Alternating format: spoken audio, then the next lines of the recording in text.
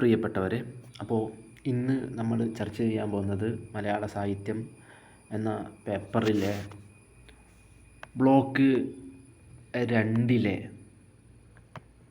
ഡൽഹി എന്ന എം മുകുന്ദൻ്റെ ചെറുകഥയാണ്.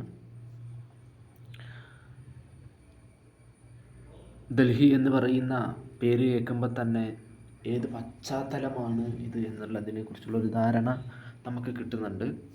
അപ്പോൾ ആദ്യം എം മുകുന്ദനെ കുറിച്ച് പറഞ്ഞുകൊണ്ട് നമുക്ക് കഥയിലേക്ക് കടക്കണം.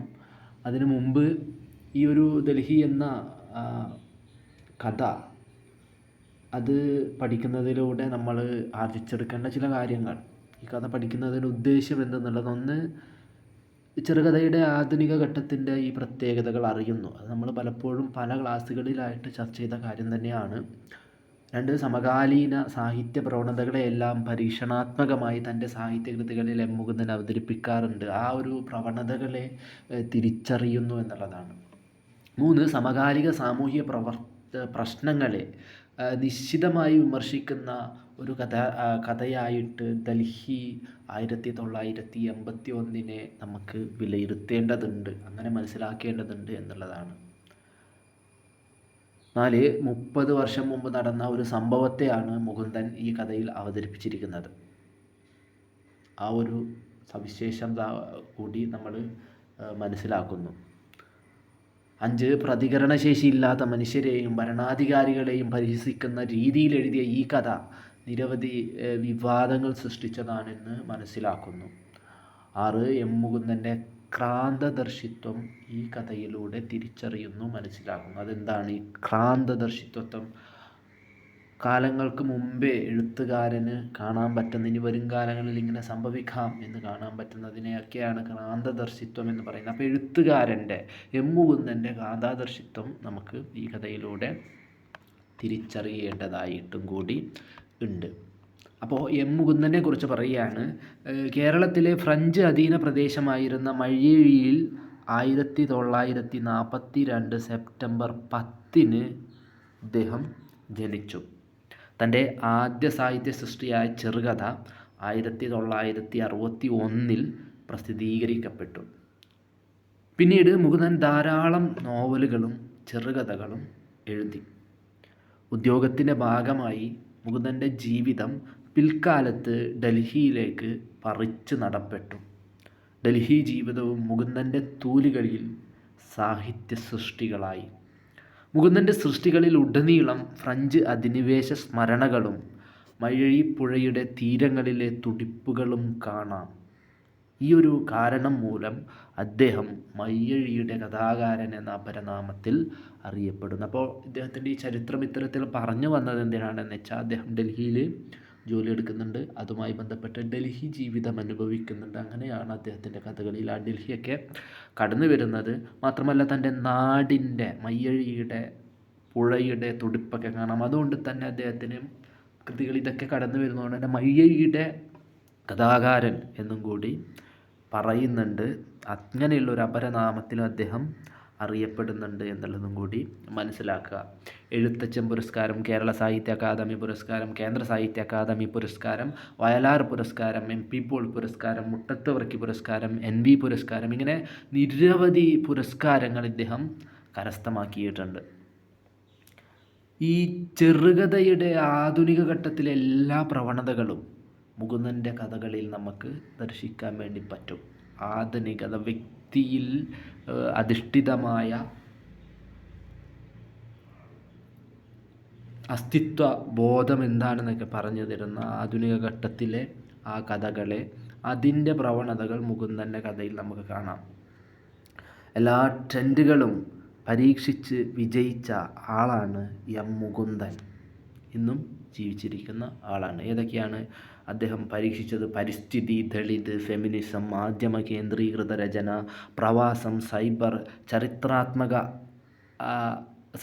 ചരിത്രാത്മകത, അതികഥ തുടങ്ങി എല്ലാ സാഹിത്യ പ്രവണതകളും മുകുന്ദൻ്റെ കഥകളിൽ നമുക്ക് ദർശിക്കാൻ വേണ്ടി പറ്റും. പരിസ്ഥിതിയെക്കുറിച്ചിട്ട് കഥ എഴുതിയിട്ടുണ്ട്, ദളിതനെക്കുറിച്ച് എഴുതിയിട്ടുണ്ട്, ഫെമിനിസത്തെക്കുറിച്ച് എഴുതിയിട്ടുണ്ട്, മാധ്യമ കേന്ദ്രീകതയെക്കുറിച്ച് എഴുതിയിട്ടുണ്ട്.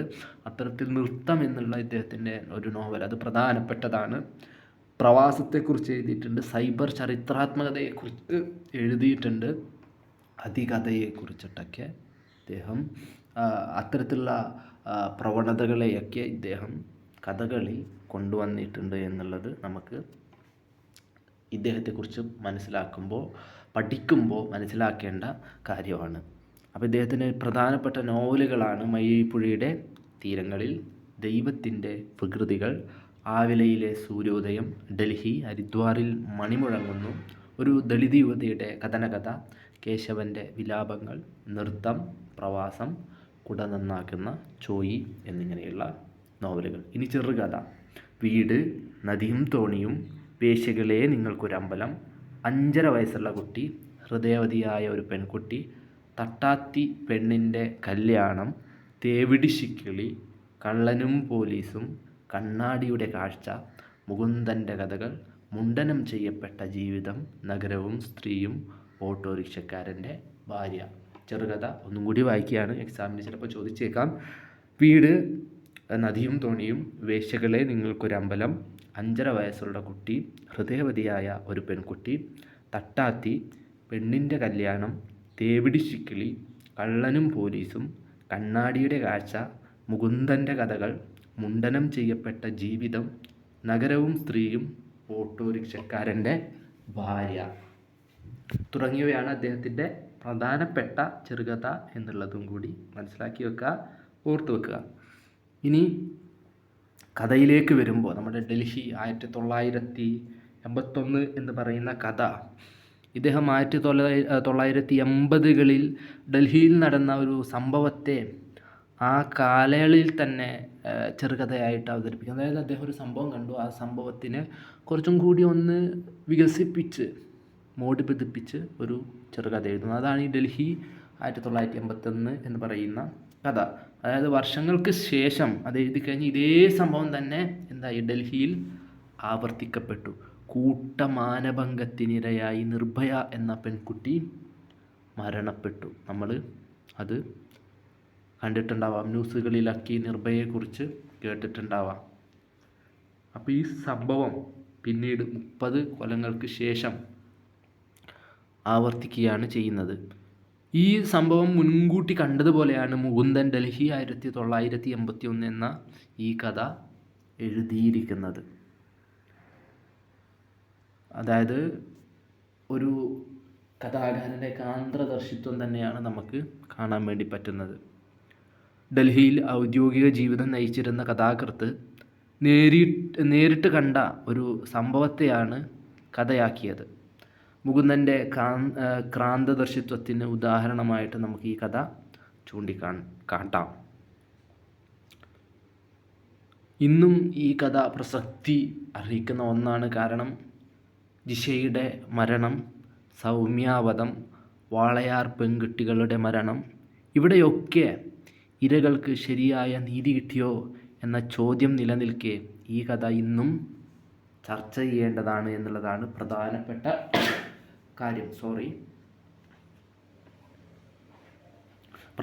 കാര്യം എന്ന് പറയുന്നത്. അപ്പോൾ കഥയിലേക്ക് കടക്കുകയാണ്. കഥാകാരനെ കുറിച്ചിട്ടുള്ള ചെറിയൊരു ചിത്രം മനസ്സിലാക്കിയിട്ടുണ്ടെന്ന് വിചാരിക്കുന്നു. മയ്യഴിയുടെ കഥാകാരൻ എന്ന അപരനാമത്തിൽ അറിയപ്പെടുന്നു. മയ്യഴി പശ്ചാത്തലമായിട്ട് ആണ് എഴുത്തിലധികം വന്നിട്ടുള്ളത്. അതുകൊണ്ടാണ് അങ്ങനെ ഒരു പേരിൽ അറിയപ്പെടുന്നത്. മാത്രമല്ല ഡൽഹി ജീവിതം അനുഭവിച്ച ആളാണ്. അപ്പോൾ ഡൽഹിയുടെ പശ്ചാത്തലത്തിൽ ഡൽഹി എന്ന പേരിൽ തന്നെ നോവൽ എഴുതുന്നു, ചെറുകഥ എഴുതുന്നു. ഡൽഹി 1981 എന്ന് പറയുന്ന ഈ ഒരു ചെറുകഥ എന്താണ്, ക്രാന്തദർശിത്വത്തിന് ഉദാഹരണമായിട്ട് തന്നെ നമുക്ക് കാണാൻ പറ്റുന്നതാണ്. താൻ 1980 ഡൽഹിയിൽ ജീവിക്കുന്ന കാലഘട്ടത്തിൽ അവിടെ കണ്ട ഒരു കുഞ്ഞു സന്ദർഭത്തെ കുറച്ചും കൂടി വികസിപ്പിച്ച രീതിയിൽ എഴുതിയതാണ് ഈ ഒരു കഥ എന്ന് പറയുന്നത്. അത് ഏകദേശം 30 കൊല്ലം കഴിഞ്ഞ് വീണ്ടും അതേ രീതിയിൽ അവിടെ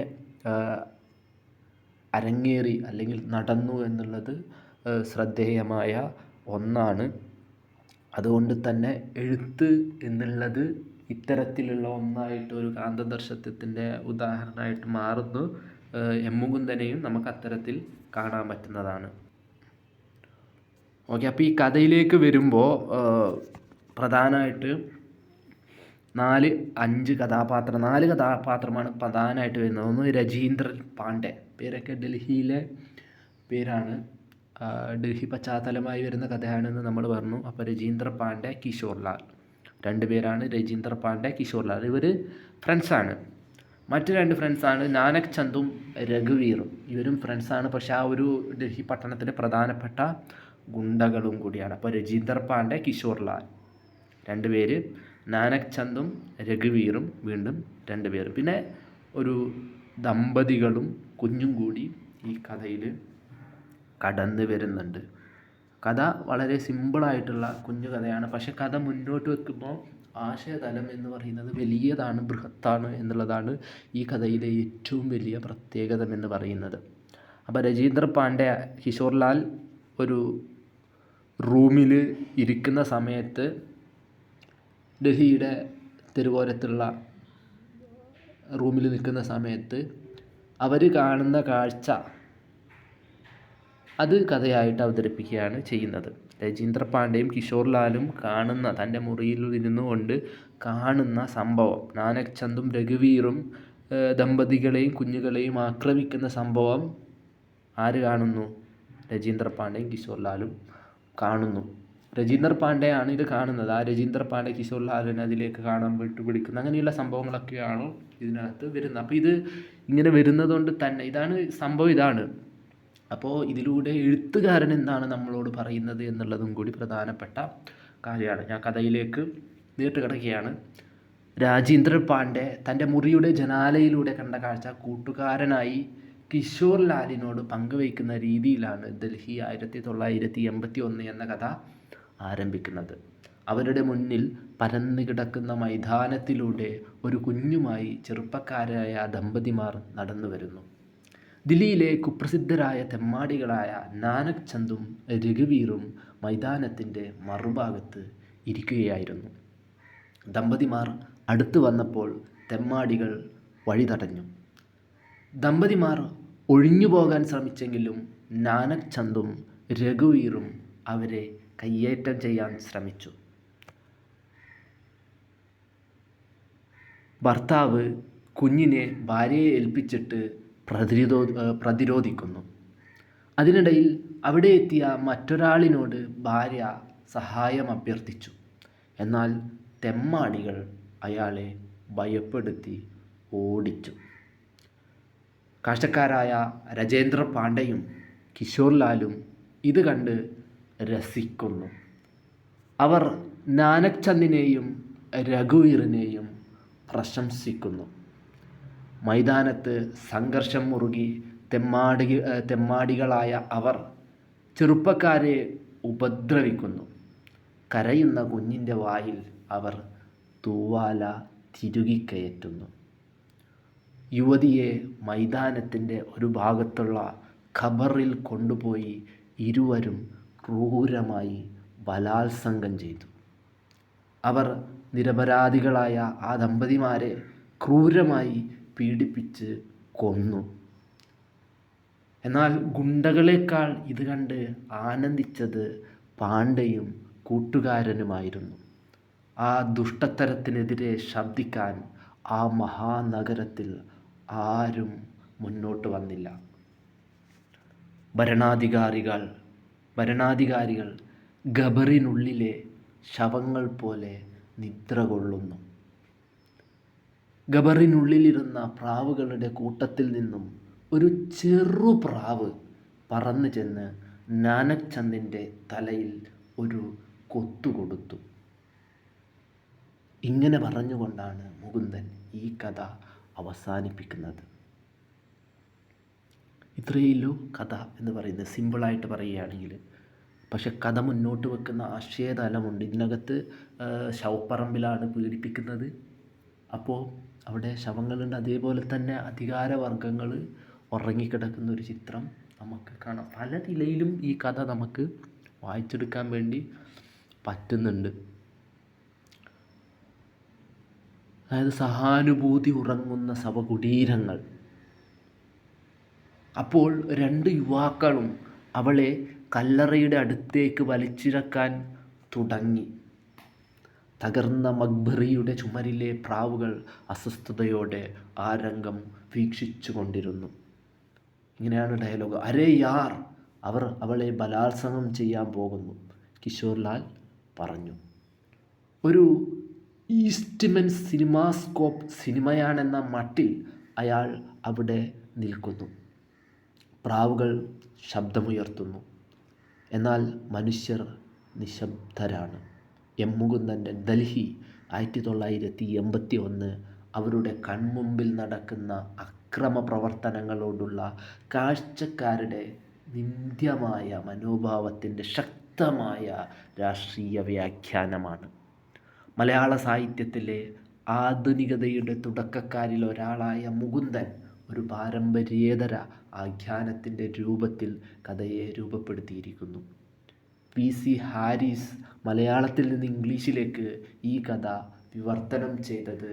വിവർത്തനം യാഥാർത്ഥ വാചകത്തിൽ നിന്ന് നിഷ്ക്രിയമായ ആക്രമണത്തിൻ്റെ സൂക്ഷ്മതകൾ മിഴിവോടെ എടുക്കുന്നു.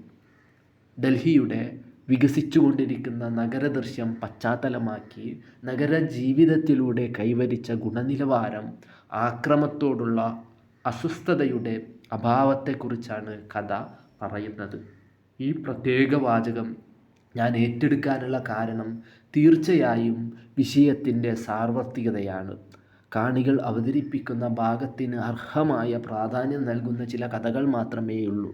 അത് വായനക്കാരനെ കൂടുതൽ താല്പര്യമുള്ളതാക്കുന്നു.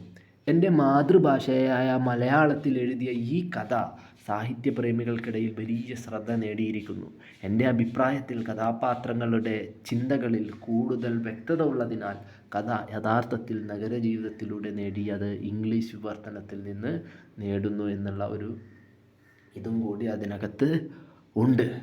അപ്പോൾ ഈ കഥയുടെ ഒരു വ്യാപ്തിയാണ് ഞാനിപ്പോൾ പറഞ്ഞത്. എത്രമാത്രം സമൂഹവുമായിട്ട് അത് ഇടപെട്ടിട്ടുണ്ട് എന്നുള്ളതാണ് സൂചിപ്പിച്ചത്. ഈ കഥയിൽ വരുന്ന രാജേന്ദർ പാണ്ഡെ അല്ലെങ്കിൽ കിഷോർലാൽ ഒരു സംഭവം നടക്കുമ്പോൾ അത് കണ്ട് ആസ്വദിച്ച് നിൽക്കുന്ന മലയാളികളുടെ മനോഭാവത്തെ സൂചിപ്പിക്കുന്ന ഒന്നാണ്. അതിന് കൈയടിച്ചങ്ങ് പ്രോത്സാഹിപ്പിക്കുകയാണ്. പീഡനമാണ് അവിടെ നടക്കുന്നത്, ക്രൂരതയാണ്. കുഞ്ഞിൻ്റെ വായിലൊക്കെ ടവ്വൽ തിരികെ കയറ്റുക എന്നൊക്കെ പറഞ്ഞാൽ ആലോചിച്ച് നോക്കുക. അതിനെ കണ്ട് രസിക്കുന്ന മനോഭാവം എത്തരത്തിലുള്ളതാണ്. അപ്പോൾ ഇത് എന്താണ്, മലയാളികളുടെ ഒരു ചിത്രമായിട്ട് നമുക്ക് കാണാം. എന്നാൽ ആ ഒരു മൈതാനത്ത് ഇത് കാണുന്ന ഈ ആരും തന്നെ ഒരു ചെറുപ്പക്കാരൻ ഷൂട്ട് കേസായിട്ടൊക്കെ വരുന്ന ചെറുപ്പക്കാരനോട് ഈ സ്ത്രീ സഹായം അഭ്യർത്ഥിക്കുന്നുണ്ടെങ്കിലും അതിനെ അവർ ഓടിപ്പിക്കുകയാണ്. പേടി കാരണം ഇത് ഗുണ്ടകളാണെന്ന് അറിയുന്ന ആ ചെറുപ്പക്കാരൻ ഓടിപ്പോവുകയാണ് ചെയ്യുന്നത്, സഹായിക്കാൻ വന്ന ചെറുപ്പക്കാരനും. ഏറ്റവും അവസാനം, കഥയുടെ അവസാനം, ഒരു പ്രാവ് വന്ന് നാനക് ചന്ദിൻ്റെ തലയിൽ കൊത്തുന്നതോടുകൂടി അവസാനിക്കുന്നു. അപ്പോൾ പ്രാവാണ് അവിടെ ഒരു പ്രതിഷേധാത്മകമായിട്ട് എഴുത്തുകാരൻ കൊണ്ടുവെക്കുന്നത്. പ്രാവ് പ്രതികരിക്കുന്നു, പക്ഷെ മനുഷ്യൻ പ്രതികരിക്കുന്നില്ല. ഇതിനകത്തെ ഈ ഒരു ബിംബത്തിലൂടെ മനസ്സിലാക്കാൻ വേണ്ടി പറ്റുന്നത് എവിടെയെങ്കിലൊക്കെ പ്രതികരണം വരാം എന്ന നിലയിലൊക്കെ നമുക്ക് ഈ കഥയെ വായിക്കാൻ പറ്റുന്നതാണ്. ഇത് ഈ മുകുന്ദൻ മനുഷ്യ മനഃസാക്ഷിയെ മരവിപ്പിക്കുന്ന ഒരു സംഭവം നേരിട്ട് കാണേണ്ടി വന്നതിൻ്റെ ഒരു പ്രതിഷേധമായിട്ടാണ് ഈ കഥ എഴുതുന്നത്. ചുറ്റുപാടും എന്ത് സംഭവിച്ചാലും വീടിനകത്തിരുന്ന് കണ്ട് രസിക്കുന്ന ഒരു വിഭാഗം നമ്മുടെ സമൂഹത്തിലുണ്ട് എന്നുള്ള ഒരു പരമാർത്ഥം കൂടി ഈ കഥയിലൂടെ കാട്ടിത്തരുന്നുണ്ട്. ഇതുപോലെ ഒരു തെമ്മാടിത്തം നടന്നതിനെതിരെ ശബ്ദിക്കാൻ ആ മഹാനഗരത്തിൽ ആരും ഉണ്ടായിരുന്നില്ല എന്നുള്ളതായിരുന്നു ഏറ്റവും വേദനിപ്പിക്കുന്ന സത്യം. നഗരമാണ്, പക്ഷെ ആരും ഉണ്ടായിട്ടില്ല. ജനസമുദ്രത്തിന് മുന്നിൽ ഘോരമായിട്ട് ഇങ്ങനെ സംസാരിക്കുന്ന രാഷ്ട്രീയക്കാർ ഇത് കണ്ടില്ലെന്ന് വരാം. നിരപരാധികളായ ഒരു കുടുംബത്തെ നശിപ്പിക്കുന്നത് കണ്ട് രസിക്കുന്ന ആൾക്കൂട്ടം എല്ലാ നഗരങ്ങളിലും കാണാം. മനസ്സാക്ഷി നഷ്ടപ്പെട്ടവർ, മനസ്സാക്ഷി തീരെ ഇല്ലാത്തവർ ഈ നരഹത്യ കണ്ട് ആർക്കും പ്രതിഷേധിക്കാൻ കഴിയുന്നില്ല. നാളെ നമുക്ക് ഓരോരുത്തർക്കും ഇത്തരം അനുഭവം ഉണ്ടാകാമെന്നാരും ഓർക്കുന്നേയില്ല. ഒരു കൊച്ചരിപ്രാവിൻ്റെ പ്രതിഷേധം പ്രതീകാത്മകമായാണ് എഴുത്തുകാരൻ ഇവിടെ അവതരിപ്പിച്ചിരിക്കുന്നത്. ഈ സംഭവത്തോടുള്ള മുകുന്ദൻ്റെ പ്രതിഷേധമായിരുന്നു ഡൽഹി 1981 എന്ന ഈ കഥ, അത് ആ കൊച്ചരിപ്രാവിൻ്റെ പ്രതിഷേധം പോലെയായിട്ട് മാറുന്നത് നമുക്ക് കാണാം. അപ്പോൾ ഇതാണ് കഥ. കഥ എന്താണെന്നും എഴുത്തുകാരൻ എത്തരത്തിലാണ് ഈ കഥയെ സമീപിച്ചതെന്നും കഥ സൂചിപ്പിക്കുന്ന പ്രധാനപ്പെട്ട കാര്യം എന്താണ് എന്നുള്ളതിനെ കുറിച്ചൊക്കെ വലിയ ഒരു ധാരണ തന്നെ നിങ്ങൾക്ക് കിട്ടിയിട്ടുണ്ടാകും എന്ന് കരുതുന്നു. കഥ കിട്ടുകയാണെങ്കിൽ വായിക്കുക. മനോഹരമായ എഴുത്താണ്, പെട്ടെന്ന് ഒറ്റ വായനയിൽ തന്നെ മനസ്സിലാക്കാൻ പറ്റുന്ന കഥയാണ്. നമുക്കിതിൻ്റെ പശ്ചാത്തലം അറിയെങ്കിൽ ഡൽഹിയാണ്, ഡൽഹിൻ്റെ നഗരങ്ങളാണ്, ആ ചുറ്റുപാടിൻ്റെ വർണ്ണനകൾ അതൊക്കെ വരുന്നുണ്ട്. നാനക് ചന്ദും ഈ നമ്മുടെ രഘുവീറും കടന്നു വരുന്ന ഒരു സമയമുണ്ട് കഥയിൽ.